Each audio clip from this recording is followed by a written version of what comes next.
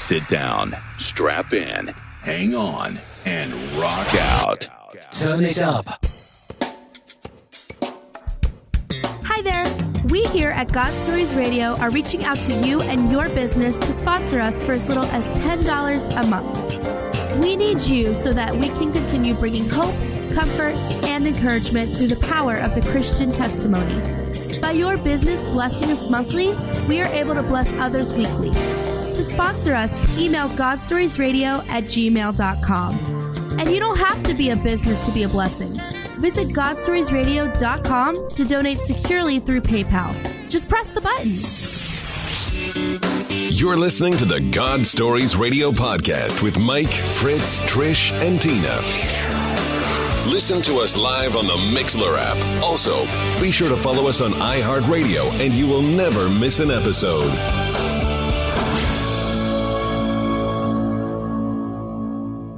Good evening, everyone, and welcome to session 128. This is God Stories Radio. I'm Fritz. I'm Mike. And I'm Tina. What's going on, guys?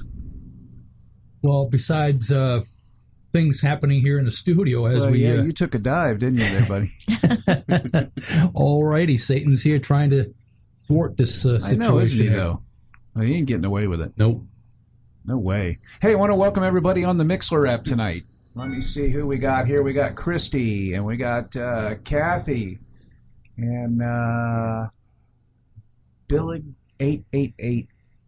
I think that's correct. But hey, welcome, guys. Appreciate you tuning in. You dialed into a good one tonight. So. It's got to be a good one with what's going on here. Oh, I know. It's just been crazy. But you know, I just laugh it off now. I'm just like, is that all you got, Satan? I mean, come on. Really? Seriously? Really? So we got some shout-outs over there. I know we got... We do. All right, Facebook likes. Mike B. Lawing.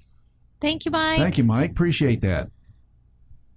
Christy Black Searcy. Oh, thank you, Christy. Thank you, Christy. And Tony Navarro. Thank you, Tony. Thank you, Tawny. Oh, Tawny. Yes, I'm sorry. You. Anybody else out there, when you go on to Facebook, please like God Stories Radio. And we have some regions. All right. We have New Hampshire this week. New Hampshire. We have Alaska. Alaska, welcome. And we have Wyoming. Wyoming, that's a new one. Is that a new one? Well, it's just... No, we got a new one, though. Oh, yeah. Oh, we do. We have a new country, number 58, Egypt. Wow. Egypt. Wow. Praise Thank you the for Lord. listening in from Egypt. That's amazing. Egypt. Mm-hmm. I can't even wrap And my Israel head. was a couple weeks ago. Can't even wrap my head around that. Mm-hmm. Good grief. That's amazing. Welcome, Egypt. Hope that you're being blessed by the show. And it's been our only agenda from the start. So, Tina, what do you got going on over there? You know, it's been a good week. I have no complaints. It's definitely been a busy week, but I've just been counting my blessings all week long.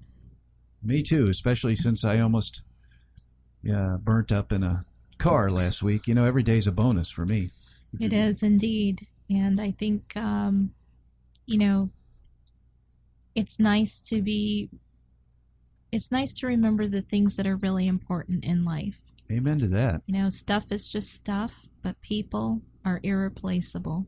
Got that right. That is the truth. That is the truth. And we want to pray for a couple people tonight. You know, we want to remember Craig. Yes, Craig Fox.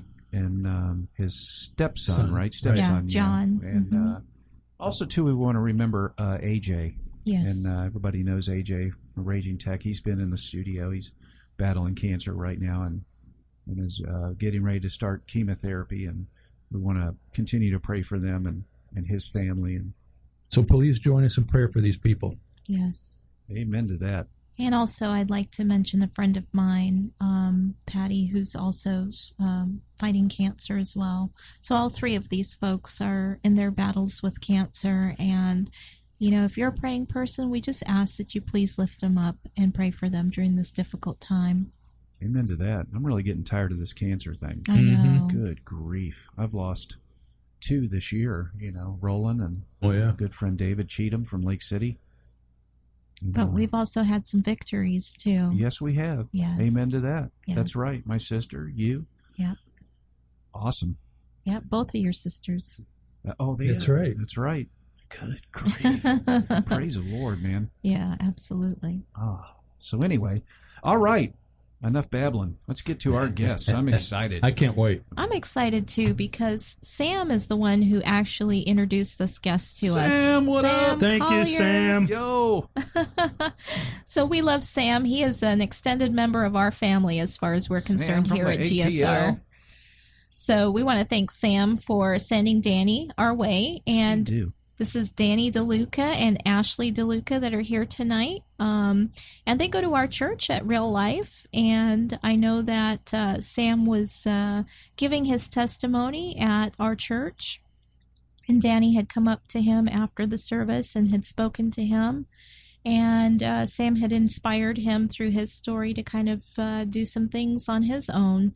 So with no further ado, I'm going to go ahead and hand it over to Danny Deluca. Thank you, Danny. Thank you, Danny. Thank you. Thank you for having me. So I guess I'll just start from the beginning of my, early childhood. Grew up with, I guess you could say a normal family, mom, dad, a younger brother. My mom is Puerto Rican, my dad's Italian. So very strong ethnicities as far as, very important, family was very important to us and building traditions and, holidays always together, vacations, always stuff to look forward to. Grew up a lot closer to my dad's side of the family. They lived a lot closer to us. So, we would spend a lot of time with them. My grandparents were about 5 minutes away from us. So was your dad the Italian side? Yes. Okay. Yes. Sundays we're always, getting together for pasta and meatballs and, awesome. Always a good time. I grew up close with my mom's side of the family too. They lived a little further, but, we still kept in contact and we had a relationship. But as far as seeing who I saw more, it was mostly my dad's side of the family, my grandparents, my cousins, things like that. Mm-hmm. Growing up, religion wasn't a thing in our household. We grew up Catholic, but we didn't really no church on Sundays, Easter, Christmas. It really wasn't existent to us. I did, as far as that, I did go to get my communion through one of the Catholic churches, but that was the gist of it as far as religion goes for me. Mm-hmm. Early childhood. I guess after that, growing up in my life, just going to school, didn't really have any. Had a lot of friends, went out, did normal teenager stuff. This particular day strikes me because I remember I was at my friend Justin's house, and he lived about 5 houses down from me. And we would always hang out. We were always in his garage working on cars. That was a big thing we were into. And we were getting ready to go to a girl's house that lived in another neighborhood close by. She rode our bus, and we all became friends. And she invited us over to her house one night. And so I remember going home to my house to go get ready. And I walk into the house and I see my mom and my dad sitting on the couch in the living room. And my dad, who, if you knew my dad, he was a very, very strong Italian man, just, I never saw him cry, ever see him cry in my entire life. But I walk into the house and I see him on the couch and he's sitting there hysterical crying. So when I saw that, I knew something was going on, and my mom looked a little worried as well. And they asked me to sit down, and they just kind of jumped into it and told me I was 15 years old at this time. They sat down and told me that my dad is not my biological father. At first I was shocked, but I got over that really fast, and after that I really didn't care. He was all I knew. He gave me a great life. And, I even told him, I said, I don't care. At the end of the day, you're my dad. You raised me. You gave me this great life, and I love you. And that was it. And I didn't even ask any questions as far as, who my biological father was, because I didn't care to know. Right. But over the years, let me just back up. After that, I had left and I met up with my friend Justin, who I had then just told him what I just found out. And we ended up going to this girl's house. And when we walk in, we find out that she was holding a Bible study at her house. Mm-hmm. And once again, not being in religion, I didn't I didn't really know what a Bible study was, to be honest. So we decided to stick around, and we sat on the stairs, and we were just kind of outcasts because he really wasn't into religion at that time either. And we're just listening to what they're talking about, and we were just completely lost, But as far as I can remember, I do, right after they had the Bible study, they asked, does anybody want a prayer? And I then shared what I had just found out. So they said a prayer for me. So, looking back on that, I really feel that, I was supposed to go there for a reason. Mm-hmm. I feel that was God's first calling to me. Right. And, like many people, I'm sure, I ignored it, didn't think anything of it, and coasted on with the rest of my life. None of us can relate to that. Coincidence? Huh? Coincidence? Coinkydink, yes. Yeah, coinkydink. I like that. When I was 18, it's the first thing I wanted to do as soon as I turned 18 was I was so proud of the family that I grew up with, that I even after finding out about who my dad, I actually went out and got my last name tattooed. My dad actually adopted me, so I carry his last name now. Mm-hmm. So I even went out and got Deluca tattooed across the back, and I even have my family crest tattooed right under it. So, this is after finding out this, because I didn't, at the end of the day, I didn't care. So that's a little background on me. I met my wife 3.5 years ago, and she grew up in a strong Christian family. So it was a little different for me. But I do remember her asking me if I could go to church with her one day. So I was up for it. So I went. It was a lot different than any of the Catholic churches I've been in, where I'm thinking, I got to dress up in a suit and dress to impress type of thing. We're going to be there for hours. Right. And she told me it's not like that at all. It's very casual. So we get there, and I see everybody's wearing shorts and a t-shirt. I'm like, this is pretty neat. They were giving donuts and coffee. I'm like, I could get used to this every Sunday morning. Yeah. And so we go in, and the music is playing, the live band. And I was like, this is great. And the pastor gets up and he starts talking, and I held it in the whole time. And I waited till I believe it was after the service. We were on our way home, and I remember I'd go to her. I go to my wife. I said, "Did you talk to that pastor and tell him that I was coming and tell him things that were going on here? I know it's coming." And she goes, "No, that was just God talking to you." And and I was like, okay, it's kind of cool. Right. I was like, well, maybe I should, give this a shot.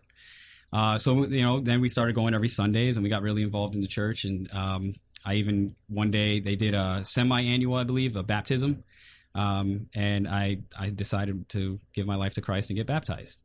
And then we moved out. We just recently moved out to Claremont in November, and we were looking for a new church to attend. I was outside working in my yard one day. My neighbor came over, introduced himself, and they were actually on their way to church. And he shared with me they go to Real Life, and he said he'll bring me a flyer after so I could look it over and maybe attend. Needless to say, we went the next week, and we fell in love with it. It was a lot different than the church we went to. It was a lot bigger, and ever since then we've been going. So this brings me up to when Sam was doing the story segment they were doing at Real Life.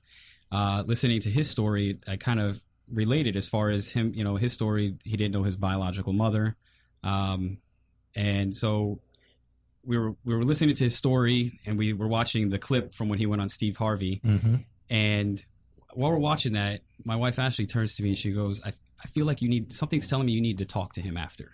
You need to talk to him and ask him, or tell him your story. And I said, I feel the same way. I feel that as well. So after service, we went out into the lobby, and I saw Sam, and I saw a long line of people waiting to speak with him. So we walk up, we get in line, and we have a younger daughter. And so my wife got out of line to go get our daughter. And maybe 3-4 minutes later, I decided, you know what, I'm not waiting for this. I'm going to get out of line. And what is he going to tell me that's any different than what anybody else has told me? So she comes back with our daughter, and she goes, "Did you talk to him already?" I was like, "No, I got out of line." And she goes, "Get back in line," in a nice way. So I get back in line, and when I was able to talk with Sam, I approached Sam a little different than I've approached anybody else. I've never really questioned, over the years, I've always thought, who is my father? I wonder if he's still out there. What is he doing with his life? But the main thing that I think that was really holding me back was I didn't want to take that step and hurt my dad here. Mm-hmm. I didn't want to make it feel like, I didn't appreciate anything he did for me. I didn't want to make it feel like I was taking something away from him. So that was one of the biggest struggles I was having with taking that next step. Mm-hmm. So I told Sam that, and his exact words were, do it today. Find out today before it's too late. He must have said that at least 100 times. And, his words weren't any different, like I said, than what anybody else has told me. But looking back on it now, I really feel that it's that was God speaking through Sam. Mm-hmm. Before, when people would tell me I wasn't a follower of Christ, and becoming a follower of Christ, and actually he's probably one of the first people I actually said that to. And his words hit me a lot different than anybody else. Mm-hmm. So I thought about it that day, and I was thinking, well, how am I going to do this? So I called my mom and I said, Mom, I'm ready to find out. She's like, well, come over tomorrow, and I'd be more than happy to tell you. Next day, we go over there after work. I told my wife, I said, can you bring the kids over? I was like, because I'm going to break let me back up. We go over there. I go for a walk with my mom. She tells me the whole story. So I find out that my mom is Puerto Rican and my biological father is Lebanese. Mm. So that was a shock. Mm-hmm. I was completely thrown off by that. Did not see that coming. And I found out that I have 3 sisters and 2 brothers. Wow. Through my father. And so she told me a little more. So a little background on that. My mom was young when she had me. She was, I think, 21, 22 when she had me. My biological father, when she met him, had already had a daughter with another woman. Oh, okay. And he was obviously no longer with that woman. Starts dating my mom. My mom got pregnant with me. And while my mom was pregnant with me, he actually got another woman pregnant. Oh, my goodness. And he actually ended up marrying that woman and had a total of 4 kids with her. Uh-huh. And, she told me that, when she was pregnant with me, I was born in Bridgeport, Connecticut, and she had me up there, and she decided, this isn't the life that I want for my son. So she got me out of there. She moved me down here to Florida. She met my dad. They got married. We spent some time in New Jersey, and then we came back to Florida. And that was that. So she's telling me all this information, and I'm thinking, this is pretty cool. She told me my dad's name, and the first thing I did was I went on Instagram, and I'm typing his name. I find him immediately. I was like, is this him? She's like, yeah. I saw the resemblance. I was like, yeah, that's definitely my dad. But I was a little hesitant on reaching out to him at first. Mm-hmm. I was really fascinated about the fact that I have all these other siblings. I have a younger brother through my dad here, but knowing that I have 3 sisters and 2 other brothers, that was really exciting. So I waited a couple days. This was on February the 19th is when Sam was at Real Life. Mm-hmm. I reached out to my mom on that day, and I met her up on the 20th. While I'm doing all this research trying to find all my siblings and my family, I come across a kid with the same name as my dad, and I go onto his Instagram page. And on Instagram, I don't know if you guys know, but you could see if you have mutual friends. Right. Oh, okay. Mm-hmm. So my wife's sister is getting married to a guy named John, who him and I have become, I would say, best friends, or really, really good friends. I would consider him one of my best friends. And I look at this kid's page and I see that my friend John is friends with him. Oh, my goodness. So I didn't know who this kid was at the time. So immediately I called John. I said, John, who's this? How do you know this kid? And he goes, oh, the kid's name was Ramez. So, oh, Ramez? Oh, I've known him since middle school. We grew up together. I know his whole family. His sister used to make me cookies in the morning before school, and just kept going on. They're a really cool family. And I'm like, wow, that's cool. And he's like, why are you asking? And I was like, well, I think that's my cousin. And now John and my sister-in-law live in Tampa. Mm-hmm. So they're not far from here. So I just thought that was kind of crazy right off the bat, that John had already had a connection with my family that I just found out about. Also found out I have an uncle that lives he lives in Tampa as well, and he works at CarMax. He's been there for 17 years selling cars. I was there around 3 years ago to buy a car, to get my car priced out. I didn't see him. I didn't meet him. He wasn't the one who helped me, but I'm sure I walked right by him, or maybe even said hello. I don't even know. So I'm trying to put all these pieces together. Day goes by. Now I'm building enough courage to maybe reach out to at least a sibling. So I send one of my sisters a message on Instagram, and I say, I just found out about you guys, and I don't know where to go from here. Let's maybe we could connect and see where it goes. And she's like, she responds immediately, we've known about you our whole lives.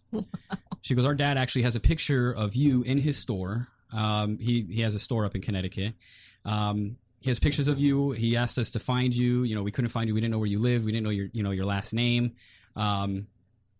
She goes, but I just called him, and I told him that you reached out, and he wanted me to tell you he loves you and that he wants you to call him. Wow. Man. Yeah. So I was like, this is still a lot to process. And I'm absolutely. Like, okay. So I waited before I actually reached out to him. But in the meantime, I was connecting with all my other siblings via Instagram. I get a phone call from my older sister, the firstborn from another woman. And she's like, I remember you. She's 5 years older than me. She goes, when you were a baby, I remember coming over. I remember feeding you. I remember playing with you. I knew you were my brother. And then all of a sudden, one day you were gone. And I never saw you again, never heard about you ever again. And ever since then, I've been looking for you. So she was very excited that we were able to connect. She also shared with me that she was going to be moving down here in June. She bought a house out near Sarasota Beach. And I was like, well, that's just amazing. Like that's a couple months away. She's like, yeah, but I'll be down in April to visit and to see the house. And I'm like, we gotta connect. So a couple weeks go by, we're connecting, we're getting to know each other. And then I finally find the courage I'm on my way home from work one day, and it just hit me, call your dad, call him. It was a Wednesday. I believe it was March 8th is when I decided to call him, and picks up the phone. I said, his name is Ramez. I said, hey, Ramez, this is Danny. And he goes, Danny from Florida, my son? And I was like, yeah. And, he's, I've been trying to find you, and so it was awkward at first. Here I am talking to a guy that, is my dad, but for 30 years, I had no idea who you were. Mm-hmm. And, we just kind of got to know each other a little bit, and we talked for about 45 minutes. And throughout the conversation, he kept saying, when are you going to come up and meet your siblings? When are you going to, he was very persistent about me coming up to meet my brothers and sisters. And I said, well, I'm just finding out about all this. It's going to take me some time. And we got off the phone, and we talked for about 45 minutes to an hour. And we got off the phone, and I go inside and I tell her I just talked to my dad, and I don't know how to react. I don't know what feelings I'm having. It was kind of a weird conversation. Just like Sam said in his. Yeah.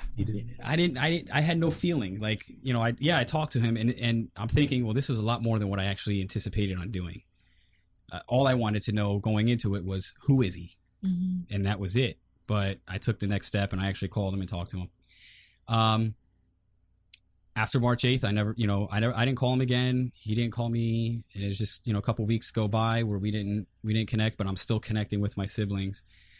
March 26th was a Sunday. I wake up, and I saw that I had a missed call from my oldest sister. Then she had a text message saying, call me when you get a chance. I got some bad news. And first thing in my mind was, well, she's not coming down in a couple weeks. So I waited a little bit, and I called her later on that evening, and she said, Danny, I got some bad news. I said, what's up? She goes, our father committed suicide today. Oh no. And I was just, oh my goodness. Yeah, I was in shock. And once again, no emotion still. I didn't know how, and I didn't know if that was normal or not. I kept asking, is this normal for me to not really have it? I'm just at shock. Is this? Well, he was a stranger to you, right. So. And I could tell she was upset. She had some sort of relationship with him throughout her years. My older sister, she didn't grow up with him, but she had some sort of relationship with him. So yeah, I was at shock, and I didn't know how to react. I go inside and I tell my wife, and what do we do? I said, the timing was what threw me off the most. I think that's what shocked me the most was, within 1 month of reaching out and finding out who he was, I talked to him one time, and he's gone. Wow. And now I'm facing this struggle of, do I go to the funeral?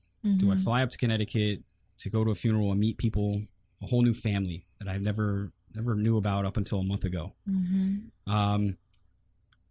Right off the bat, I said no. I'm not going. It's going to be awkward. It's going to be kind of weird. You know, I don't think it was the right time for me to go and to meet everybody. But I was getting encouraged from a lot of people that you should go. You should see what it's, go meet your family. This is the right opportunity. Yeah.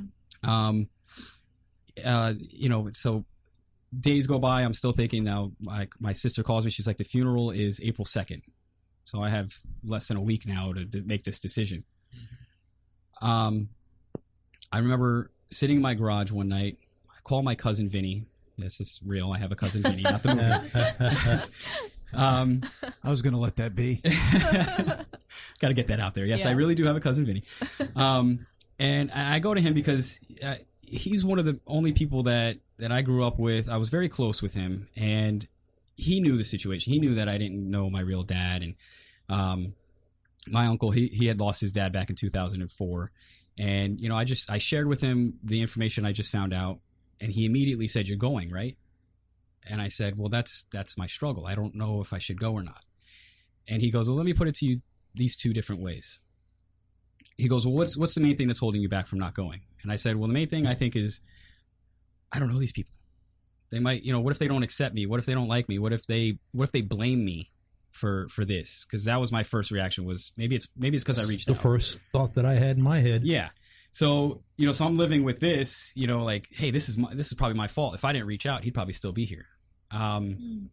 So that's what I told my cousin. I was like, I don't know if these people are going to like me, if they're going to accept me. And he goes, if you go and you don't like them, or they treat you weird, or you just feel uncomfortable, you can leave. You can just walk out and leave and go back to your hotel and come back home the next day. And he goes, if you don't go, you might say all you want right now, next year, a couple years from now, that you won't regret it. 10, 15 years from now, you're going to regret taking that opportunity to see your dad, that one time. And so I'm like, okay, you've convinced me. I'm going to go. I said, but here's my other thing. How do I tell my dad? Because this whole time, my dad here had no idea that I had reached out, that I had found out anything. Oh, wow. Okay. So, and I wouldn't feel right going up there, meeting this whole family without telling him, because of the close relationship that I have with my dad. Right. So, like I said, if you knew him, he was very strong-willed. He was a very strong-willed person, very stubborn, his way or the highway, so a little scared inside, like, how am I going to tell him all of this? And so I asked my cousin, I said, so you've convinced me to go, but now how do I tell my dad? And he goes, don't. And I said, I can't just go up there without telling him, what's going on. And he goes, well, expect him to react to, how he would usually, and expect it not to go well. And I said, well, if that's the way it's going to be, that's the way it's got to be, but I have to tell him. Right. I have to, I can't have him find out via, social media. Right. Yeah. So I believe it was a Wednesday, and I had called my wife and I said, hey, we're going to go to my parents' house. I got to tell my dad, bring the kids, because they make him happy. They're the buffer. Yeah. Bring them, because I know if they're there, this can't go the way I'm thinking it's going to go. So we get over there, and we go outside into the back patio, and I thought about this a lot. I had a whole speech drawn up in my head of how I'm going to present this. It never goes that way. Yeah. Of course, it didn't go the way I thought it would. Never does. So we get over. We go outside, and I say, hey, Dad, I'm struggling with something, and I need your guidance. And the first thing is are you coming out of the closet? Oh, no. I was like, no, Dad, not at all.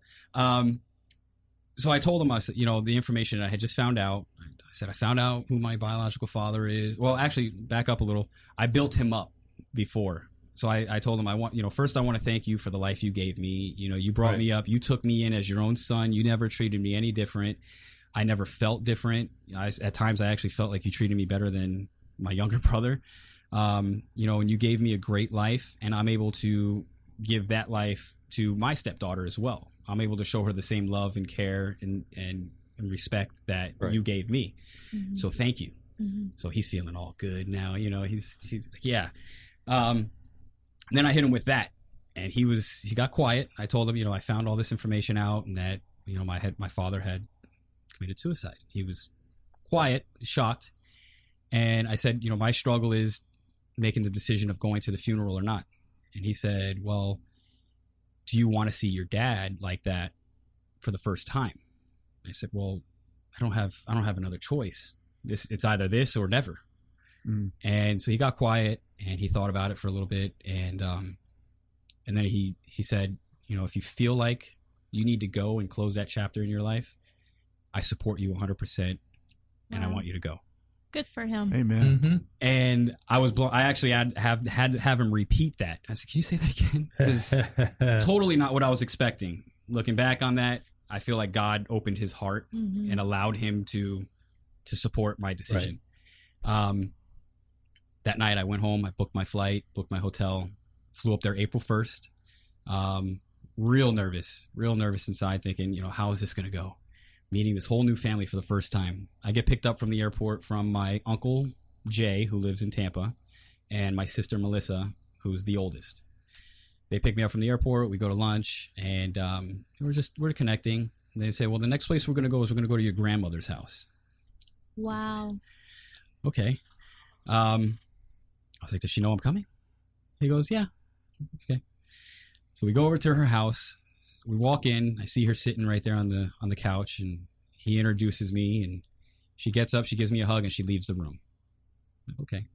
I had some cousins there that I was meeting for the first time, uncles, aunts. It was a small group there at that time, and we're all sitting in the living room, and then here comes my grandmother again, and she sits down, and everybody kind of warned me about her before. There, she doesn't have a filter. She's going to speak her mind.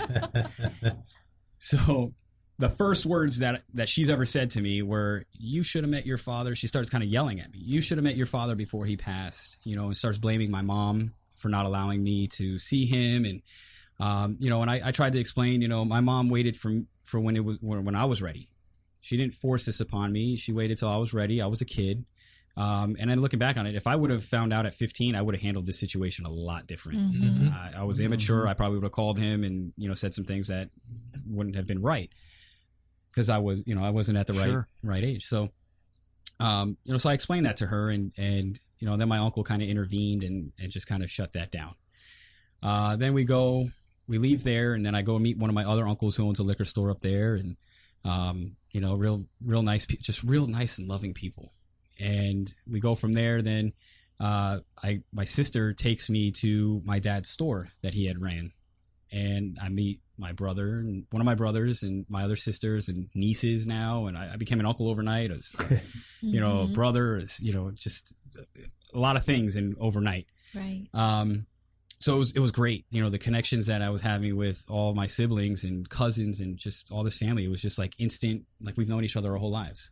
And looking at one of my brothers, I'm like, yeah, we definitely look alike. And my sisters, we all have like the same cheeks, and definitely a lot of resemblance.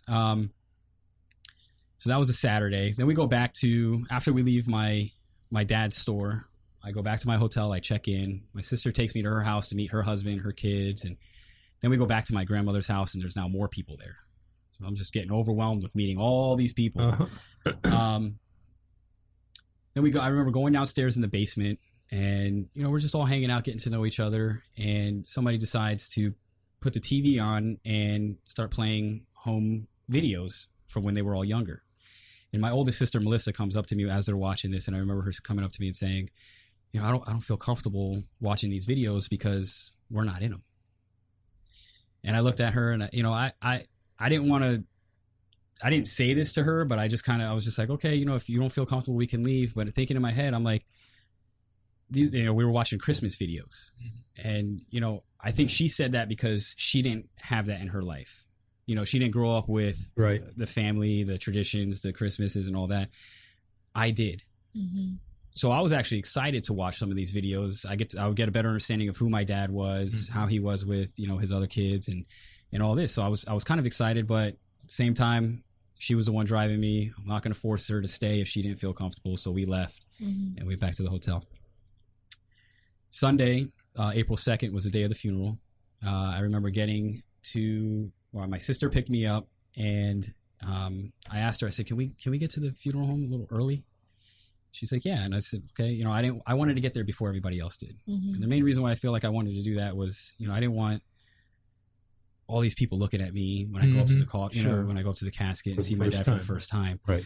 So we get up there, and one of my other sisters was already there. She was there like an hour and a half early. She was already in there, and she was a wreck. And so we go up, and here he is. I'm looking at my dad for the first time, and he actually had like a little smile on his face, and he looked good, And I'm looking at him, and I'm like, that's me with hair.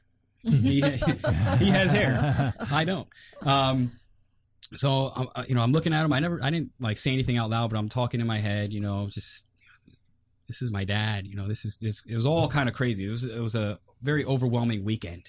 A lot of stuff was going on. I'm sure. So as after that, people started coming in, and I want to say hundreds of people showed up to my dad's funeral, just to pay their respects. Whether people stayed or not, it was just nonstop line of people coming in.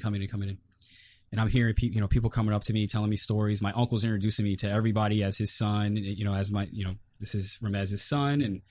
And it was very welcoming, very welcoming. And I actually had the opportunity to listen to some stories that people were telling me about my dad, about the type of person he was. Now, almost everybody said he was a little crazy, meaning he did whatever he wanted to do. But he had a good heart, and he cared about people. And I remember specifically this one kid, he was a teenager, got up and said, he had my dad had taken him off the street and gave him a job to better himself, got him away from the bad life to help him. And he was able to go to college and things like that. And he thanks my dad, and other stories here and there about what type of person he was. If somebody came in, didn't have enough money to buy something, he just gave it to him, said, don't worry about it. He really cared for the community. They were in Bridgeport for 30 something years. They all, my dad and my uncle, they all run businesses up there. So they're very well known in the community up there. After the funeral was over, I go back to one of my other sister's house. I meet her family, and we're getting phone calls left and right. Where are you guys? Where are you? Bring Danny to Teta's is what they call my grandmother. And they're like, bring Danny to Teta's house. Everybody's asking for him. So we get there, and I see all these people. Before I walk in the house, there's all these windows, and I see all these people in there, and I'm like, oh my goodness, too many people. So we walk in, and as soon as we walk in, everybody's standing up, talking. And as soon as we walk in, my grandmother comes out from everybody and just comes right up to me and gives me the biggest hug ever, and says, "I love you," and and that was it. I love you, and and walks away. Completely different than the first interaction we had. Right. So, still getting to know everybody. I'm meeting all these people, and one of my brothers comes up to me. He said, "Hey, this is too much for us. Can you want to come with us and go to the store?" I guess that they pretty much live at that store. Mm-hmm. I'm like, yeah, sure. I'm with you guys. Let's go. So we go, and we just hung out there. It was really cool getting to know my brothers, and got to meet some of their friends and how they all grew up, and completely different than the way I grew up. Bridgeport, Connecticut's not the nicest place in the world. I'm from Springfield, Massachusetts, so I know where it is. Okay, yeah, and I've been there. Yeah, definitely not the nicest place, but that's the life that they had, and that that was that. So we hung out there, and it was a good time. Went back to my hotel that night. Woke up the next morning. My uncle picked me up, took me back to my grandmother's house. That was this was on a Monday. That was the day I was leaving, and took me back to my grandmother's house to say goodbye to her. And when I'm saying bye to her, she goes, "I want you to move up here and live with me." And I'm like, well, I have kids, wow. I have a wife, and they smoke cigarettes in their house. So like their whole house smells like cigarettes. I'm like, there's no way I couldn't even stay in there for 5 minutes. Mm-hmm.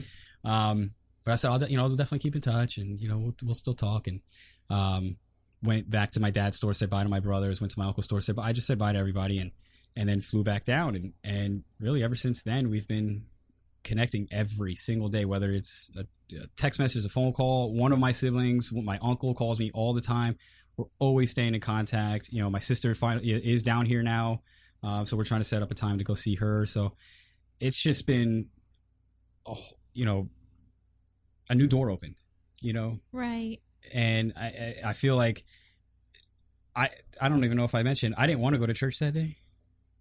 Wow. When I saw Sam, I woke up, there was so much stuff I had to do at the house. I was like, I told Ashley, I was like, I really don't want to go today. I got a lot of stuff to do. But if I didn't go, right, and then if I didn't, and then I got out of line when I was waiting for Sam, and she encouraged me to go back in line and talk to him. And I feel like if I didn't do that, none of this would have happened. And it would have been too late, just like Sam said. Do it today before it's too late. And here you are. Yeah. It's amazing how God will do things like that in our lives. Yeah. I mean, it could have so easily gone the other way. Absolutely. Right. So praise God that it didn't go the other way. Praise God you got an opportunity to say, something to him, to at least hear something back from him, Right. to have some Yeah, hear his positive voice, yeah. interaction and exchange. Yeah. And then now, like you said, you kind of went from this little pocket of a family to like this whole mass of a family. It's Right. a very huge family. Yeah. Very Right. huge family. Yeah. And maybe you're supposed to be the his light to them. That I believe so. It was an unfortunate situation for us to meet like that. Mhm. But one negative turned out to be a positive. Mhm. And going back to the first time I talked to him, I was thrown off by his accent. He was born in Lebanon. I mean, he Right. had a very strong Lebanese or Middle Eastern accent, so that really threw me off. But yeah, I mean, it was just it's been great. Going back to how I felt as far as it being my fault.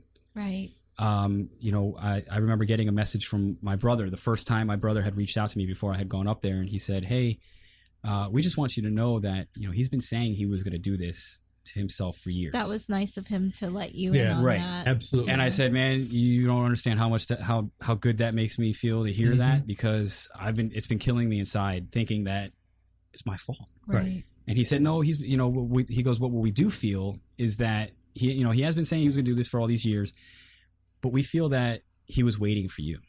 Mhm. We feel that he was waiting to hear from you to be at peace." Right. Whatever he was battling, whatever that's beyond. We don't even know what he didn't leave a note or anything, so we don't know why he did it. Right.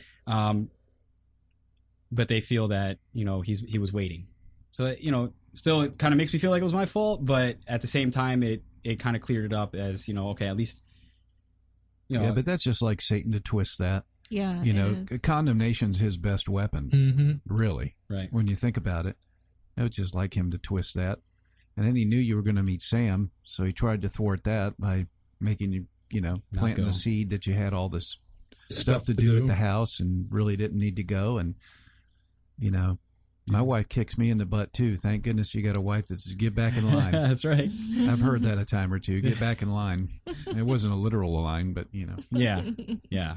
No, she definitely encouraged me and she pushed me, and she was so supportive throughout this whole situation. And if it wasn't for her and if it wasn't for her and Sam's words, it just none of this would have happened. Well, And God would have found another way, but praise God that they're willing vessels, and Right. Absolutely. they allow Him to Right. work through them. Yeah, and one thing and one quote that sticks with me all the time, I think I told you on the phone, was God takes ordinary people to do extraordinary things, and I truly Amen to believe that. I truly believe that. Amen to that. And that's why I also feel that my story can help a lot Oh, with there's someone's decisions. out there that are going through the same thing or have. Yeah, Right. and that's not necessarily just about finding out about a parent, but also other steps in life. Big decisions in life. I think this could encourage people to listen to God. When He throws these signs at you, when He you just go with it. Right. There's a plan for everything, and timing. We're all so quick to want things to happen on our time, Mm-hmm. and it doesn't work out that way, and we get frustrated. But everything works on God's time, and there's a plan and there's a reason for that. Absolutely. And I truly believe that. It's so bizarre because as you were telling your story, I wasn't expecting you to say that he committed suicide, but the exact same thing happened to my best friend. he was also adopted and didn't know his biological mother or father growing up. It wasn't until he was probably in his late 20s until he was able to locate them and find them. And he found his biological mother first. And then a couple of years later, he was able to find his biological father. That's great. And I think within a year or two, you know, he was able to have a small relationship with him, but he did the same thing. He committed suicide. Oh, wow. And it was sort of so shocking because it's like they were just starting this relationship right. and it just came to this abrupt end. Yeah. So you never know what other people are battling on the inside, the guilt or, you know, just the tiredness. I mean, I know the older that I get, the more I understand how difficult things are. Right. I think when you're young, you're optimistic, you have more energy to kind of cope and deal with everything. And then as you get older, you know, things start wearing on you a little bit more and so forth. But that's why God is so important in our lives. You know, He is our hope. He is our encouragement. He is the one to keep us going and moving and give us a purpose and a reason for living. He's true to that word, too. Oh, yes. I ask for his perseverance true and to that strength word. every day. Yeah. I am so glad that you came and shared your story, I am too. Danny. I am too. Really? Yeah. I have to ask, didn't you share this? You shared this before on a syndicated radio, like Johnny's House or something? I did, actually, yeah. I've heard the You heard story. it? Oh, Yeah, okay. Yeah, I that's heard awesome. I heard the segment on Johnny's House. Yeah.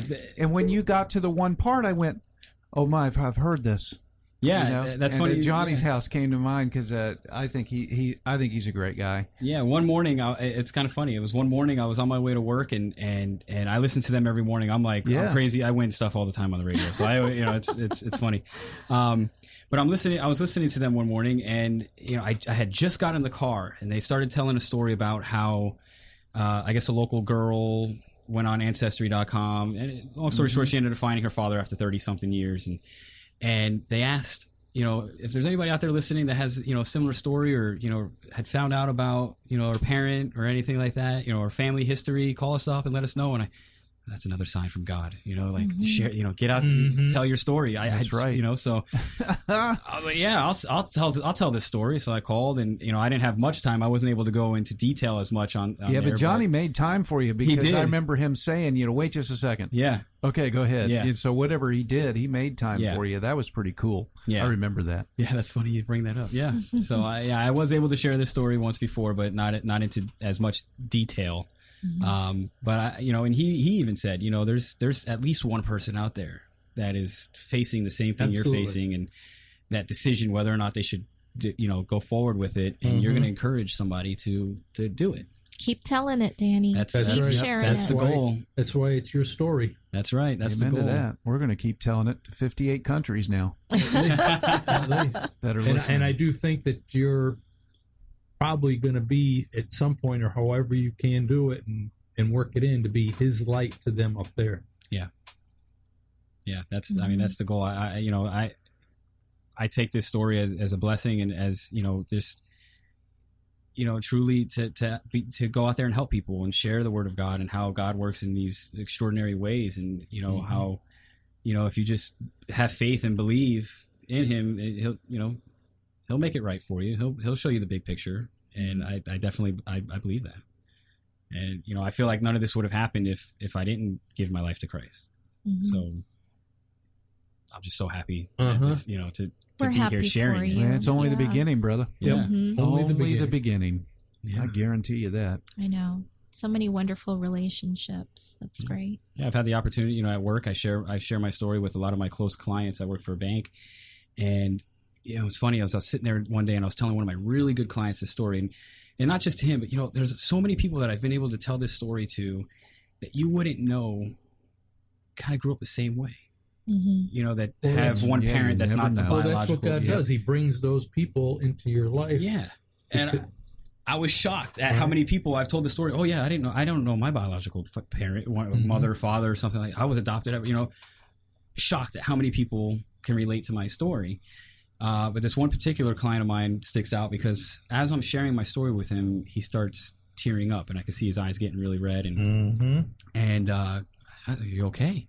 He goes, yeah, I'm fine. He goes, your story is very similar to mine. I said, well, how so? He goes, he found out at 13 that his dad that raised him was not his biological, but his mom didn't allow him to find his, to pretty much, he said that she was saying a lot of negative things about his dad, which, he grew up with his mom, so he believed her, never really reached out to his dad. When he became an adult and realized, hey, I should have a relationship with my father, by the time he was able to find his dad and reach out, it was too late. Right. So he's like, I haven't shared this story with anybody but my wife.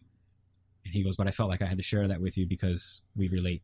And I think that's how Fritz and I, Father brought Fritz into my life, because we were going, not your story, but the stuff that we were going through about the same time. And I started to tell my story, and then it's similar on both accounts. Oh, yeah.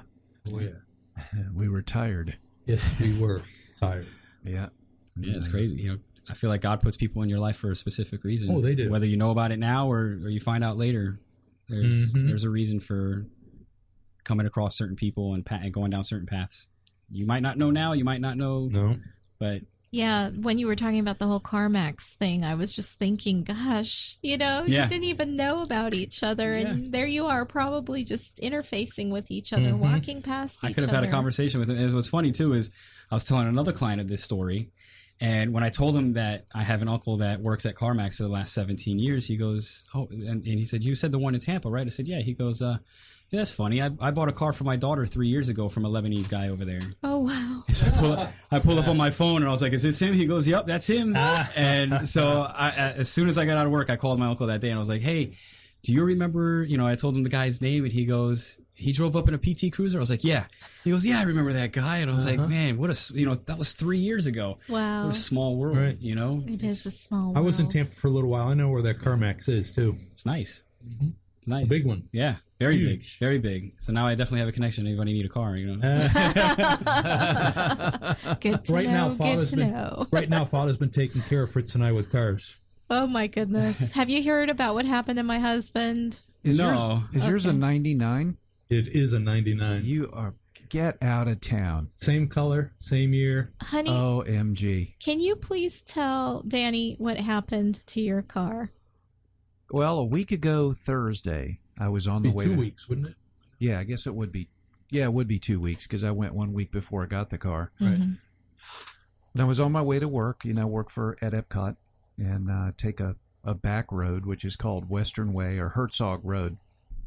Most of the time, it's just cast members that take it. So it's at 4:15 in the morning. It's pretty desolate. Yeah. You should say there's a Dark. the few, the proud. But anyway, I stopped at Wawa, got my coffee. Everything was status quo. I was going around the last bend of Herzog Road, and the car just died on me. Oh, man. And so I got over into the grass, and I'm thinking, what is the deal? So I tried to start it, and it kind of sounded like it was flooded or there was water in the fuel. So I sat for a second. I started it, and it cranked. And I went about 20 yards, and it exploded. Oh, Absolutely went up in flames, and it exploded on the passenger side, which Wow. was nice. And when we get offline, I'll show you some video of what I took about. I was able to get out of the car and run for about 10 or 15 seconds, and I turned around and shot a video, and the car was completely engulfed at that point. I mean, just burnt to the ground. wow. And it's just amazing how people came together to help me and give me rides and all of that. And then we have a friend that been working on Tina's car now for years, and she works with his wife at Disney, so that's how they know each other. But anyway, he says, well, I buy cars at the auction all the time. I've got a 99 Toyota Camry. Would you be interested? Didn't hesitate. Yes, I'll take it. Right.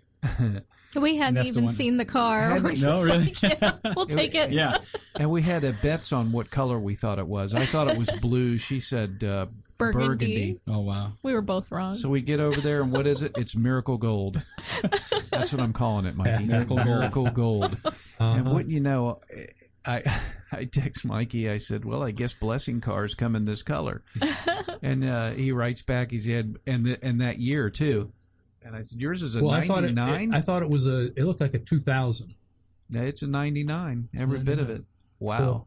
So, and Father, the way I got my car, a guy at church knew what I was going through and what I was, had to get rides to work for my son, and so one day he took me.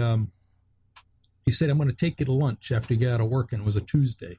And I said, "Sure, you're offering lunch. I'm going." Yeah. So he picks me up, and it's his wife and his 2 kids, and we go to lunch, and we're sitting down, and all of a sudden he says, "Mike, Father has been able to bless me to get a bigger, newer car for my growing family," and he slides the keys across. He says, "I'm giving you mine." Wow. And so I call it Father's car, God's car. And I promised him at that point that I will pass it forward when it comes time. Yeah. That's amazing. Mm-hmm. That's amazing. Yeah. And he's just a school teacher, so he's not, one of those that makes big bucks and everything else. So, so I got a Miracle Gold 1999 Toyota Corolla. There you go, buddy. Miracle Gold 99 Camry. Yes, almost sir. call my car gold. It kind of looks gold, but it's like I don't even know. It's like almost brownish. Yeah. Well, Toyota calls it champagne. Champagne. Oh, yeah. That's the official term, and I'm sticking with it. There you go. Sounds ritzy zitsy. It is to me. Every day's a bonus. That's right. That's right. That's right. And, that's crazy. Man, I just love your story, bro. Yes, sir. And Thank you. God's doing some healing in my kids' relationships too. I was an absentee father as well. I mean, spinning that story a little bit, right. And my daughter sought me out, and we're currently building an amazing relationship, and it's awesome. That's great. It's just awesome. That's and great. you just got to embrace it while you can. Mm-hmm. You can? Yeah. Well, listen, we want your testimony. Yes, we do. So contact us at godstoriesradio@gmail.com. If you want to write your testimony, we'd be glad to read it. We'd love for you to come in person, as our guest did tonight, or you can call in. Yes, we did. We can. Also, Mikey, what else can you do? You can twit us. You can twit us on Twitter at God Stories Radio, and then like us on Facebook, God Stories Radio. And then you can... if you're listening to us through iHeart, please follow us on iHeart. Yeah, and you can follow us on the Mixler app, and then you will always be notified. You'll never miss an episode. And then we have freedomradionetworks.com, and you can listen to Mikey 24 hours a day on freedomradionetworks.com. So anyway, wow, that was session 128. Yes, it was. I want to thank everybody again for tuning in Mixler. I see a couple of people I can't see. I see Christy and Billig, 888, and we've got 2 other people I can't see your names, but thank you for tuning in tonight, and thank you for following us on Mixler and iHeartRadio, and thank you for just praying for us. Blessing people's been our only agenda from the beginning, and we thank people for the financial support and keeps the lights on, and we just appreciate it, and we're praying for you guys as well. So that about wraps it up for session 128. I'm Fritz. I'm Mike. And I'm Tina. God bless. God bless. God bless.